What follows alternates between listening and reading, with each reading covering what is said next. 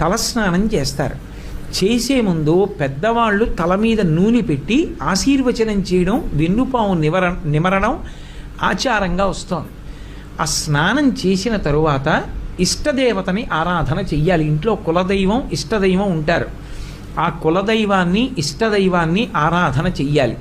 చేసిన తరువాత ఆవు పాలలో బెల్లం ముక్క, నల్ల నువ్వులు ఈ మూడు కలిపినటువంటి పదార్థాన్ని మౌనంగా తూర్పు దిక్కుకు తిరిగి కూర్చుని 3 మార్లు చేతిలో ఆచమనం చేస్తే ఎలా తింటామో అలా 3 మార్లు వేసుకుని లోపలికి పుచ్చుకోవాలి.